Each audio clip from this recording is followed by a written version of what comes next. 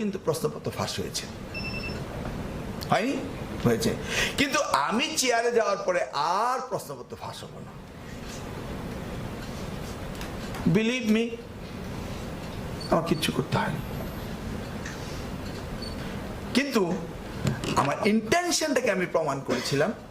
যেমন পরীক্ষার দিনে ওই হলের আশেপাশে কোনো ফটোকপি দোকান থাকিতে পারিবে না। মনে আছে আমার নোটিশগুলো? ওই সময় যারা ম্যাট্রিক পরীক্ষা দিয়েছে, ইন্টারমিডিয়েট পরীক্ষা দিয়েছে, হ্যাঁ, এগুলি আমি সার্কুলার পাঠিয়ে দিতাম। ইউনোরা মিটিং করে টিচারদেরকে বলে দিত আমার নিজস্ব সার্কুলার। বিষয়টা কি, প্রশ্নপত্র প্রিন্ট হয় বিজি প্রেসে, সেখান থেকে সিকিউরিটি দিয়ে 3 সেট প্রশ্নপত্র ইউনোদের অফিসে পৌঁছে দেওয়া হয় এবং তারা এটা থানার লকারের ভিতরে রেখে দেওয়া হয়, সিল গালা মারা। ক্লিয়ার?